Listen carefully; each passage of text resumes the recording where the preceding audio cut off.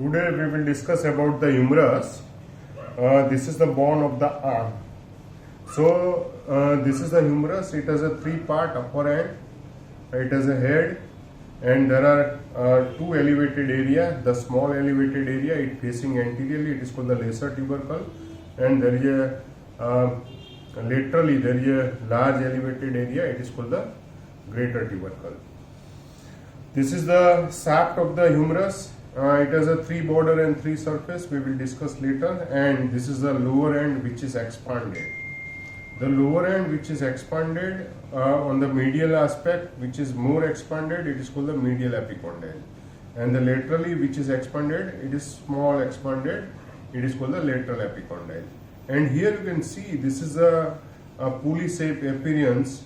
It is articulated with the trochlear notch of the ulna. So this is a trochlea. This is a trochlea. It is a pulley shaped area, and on the lateral aspect there is a head shaped area, small head shape. It is called the capitulum.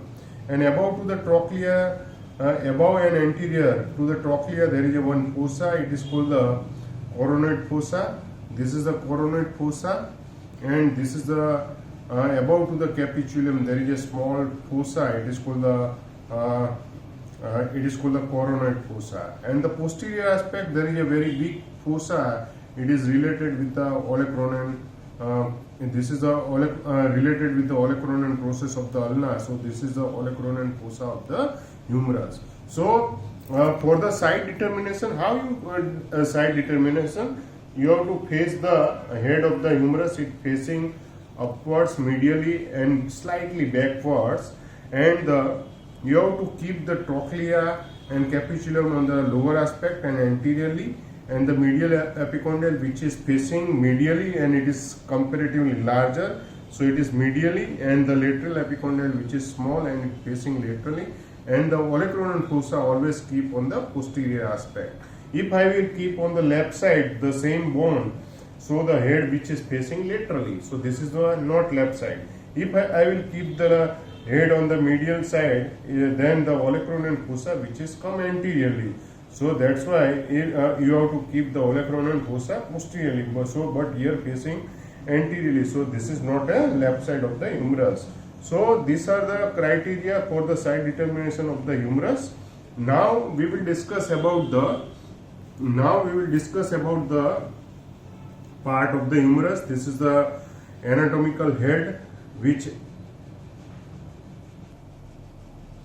now this is the upper end of the humerus, and this upper end, this is the head have a three head. This is the articulated part of the humerus to the glenoid cavity. It is the smooth area, except you have to remove the this lesser and greater tubercle which is outside the capsule.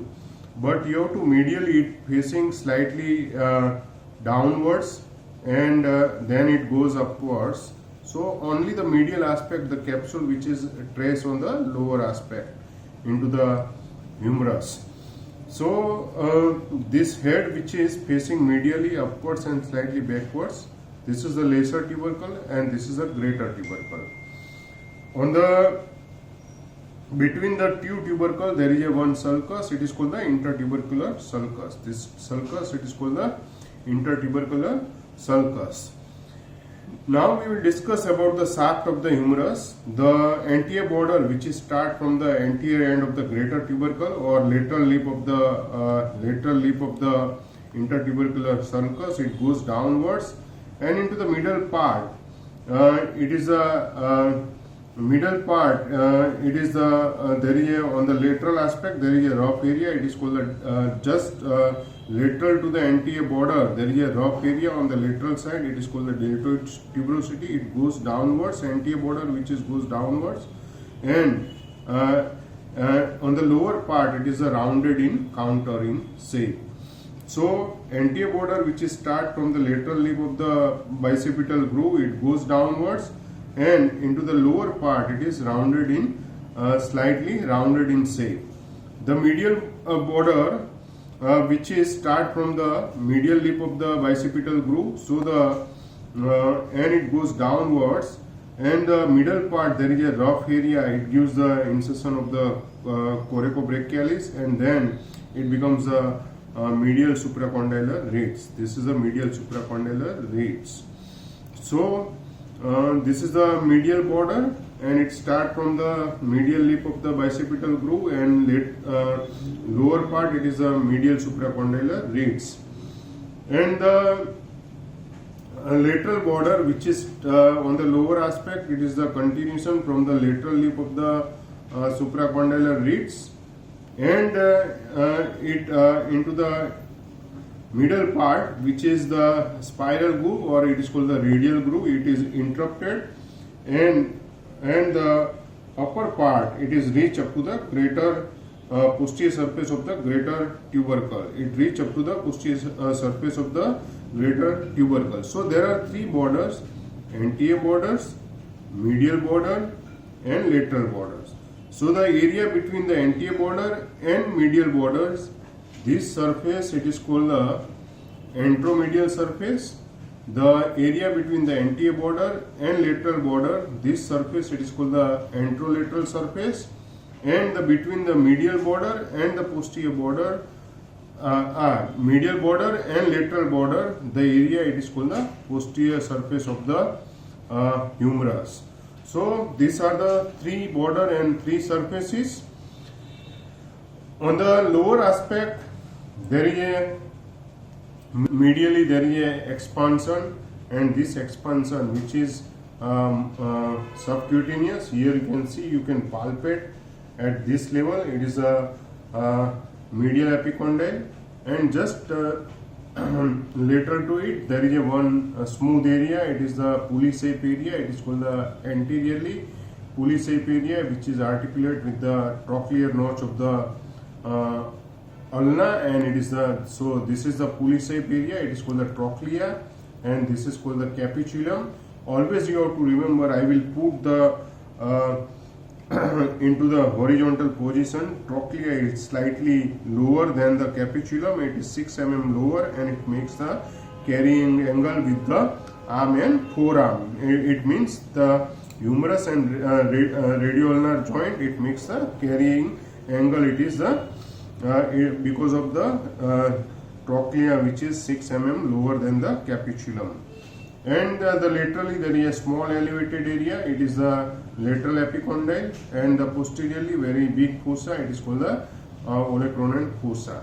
Now the lower end there is a capsule which is attached to the you have to it is just medial to the medial epicondyle. There is attachment of the capsule. Here there is attachment of the capsule. It covers to the coronoid fossa. It covers to the radial fossa, and then just lateral medial to the lateral epicondyle, and then it goes backwards, and it covers to the whole of the olecranon fossa, and above to the olecranon fossa there is a attachment of the capsular ligament. So this is both the epicondyle which is outside, and all three fossa. This is a coronoid fossa. It is lies on the anteriorly and medially, and upper part above to the trochlea. It is a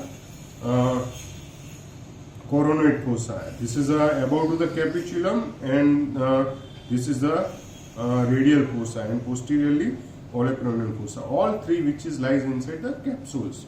Now we will discuss about the attachment of the humerus. This is the lesser tubercle. It gives the insertion of the multipinnate muscle subscapularis. Here there is an insertion of the subscapularis muscles. On the greater tubercle there are three impressions, above to downwards: superior, middle, and inferior impression. Superior impression, it gives the insertion of the supraspinatus. Middle impression, it gives the insertion of the infraspinatus, and lower impression, it gives the insertion of the teres minor. Now the attachment on the bicipital groove. Medial lip, it gives the insertion of the teres major. Lateral lip, it gives the into the attachment of the pectoralis major, and into the floor there is an insertion of the latissimus dorsi muscles. and inside the bicipital groove there is a content, main content, it is the long head of biceps, and there is a ascending branch of the into the bicipital groove, long head of biceps, and ascending branch of the anterior circumflex humeral artery. So there is a now we will discuss attachment on the shaft between the anterior border and there is a lateral border. This area it is called the anterolateral surface. Into the anterolateral surface there is a upper part into the upper 1/3 part. Here this rough area this gives the it is the V shape. It gives the insertion of the deltoid muscles. Just opposite to the deltoid on the medial surface, here there is it gives the insertion of the coronoid coracobrachialis muscles, and lower half of the anteromedial surface and anterolateral surface it gives the origin of the brachialis muscles. Origin of the brachialis muscles, lower half of the anteromedial and anterolateral surface it gives the origin of the brachialis muscles. Now we will discuss about the lateral supracondylar reeds. This is the lateral supracondylar reeds. Upper lateral supracondylar reeds, upper 2/3 it gives the attachment of the brachioradialis, and lower 1/3 it gives the origin of the attachment of the extensor carpi radialis longus. So lateral supracondylar reeds, upper 2/3 gives the brachioradialis, and lower 1/3 it gives the upper 2/3 it gives the origin of the brachioradialis, and lower 1/3 it gives the origin of the extensor carpi radialis longus. On the medial supracondylar reeds, lower 1/3 it gives the origin of the pronator teres. This is a medial epicondyle, it gives the common flexor origin, and this lateral epicondyle it gives the origin of the common extensor origin of the forearm. So medial epicondyle it gives the origin of the common flexor origin of the forearm, while the lateral epicondyle it gives the origin of the common extensor of the forearm. And posteriorly on the lateral epicondyle there is it gives the origin of the anconius muscles.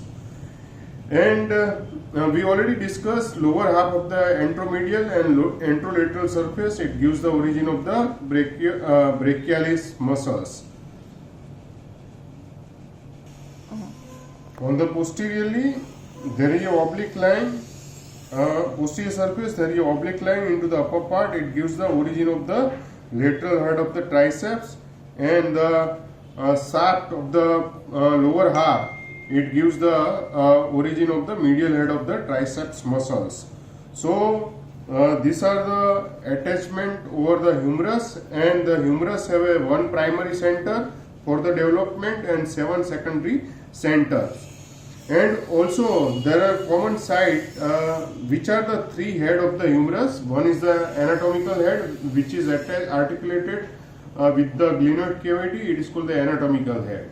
When it is separated from the shaft and head, it means there is a head, lesser tubercle and greater tubercle included, then it is called the surgical neck of the humerus. And morphologically you can see whenever you take the X-ray, and there is it can be seen only before the age of the 18 years. It is called the morphological head. When there is epiphysis and diaphysis which is not attached, it is called the morphological head of the humerus. And the clinical anatomy, normally the 3 sides of the fracture of the humerus, one is the surgical neck, second is the shaft, and third is the supracondylar fracture. Whenever there is a supracondylar fracture of the humerus which is occur, there is a compression of the brachial artery, and it lead to there is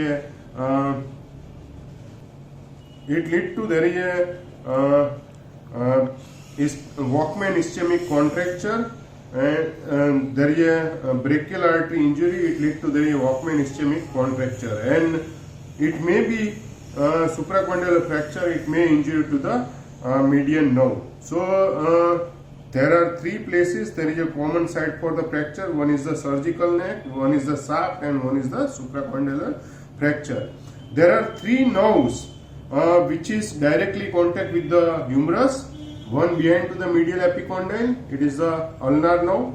Inside the radial groove on the posterior aspect, here this is the presence of the radial nerve. At the surgical neck, there is a axillary nerves which is lies. So whenever there is a dislocation of the shoulder joint or fracture of the neck of the shoulder or surgical neck, at that times there is a chances of injury to the axillary nerve. Whenever there is a fracture of the shaft, there is a chances of injury to the radial nerve.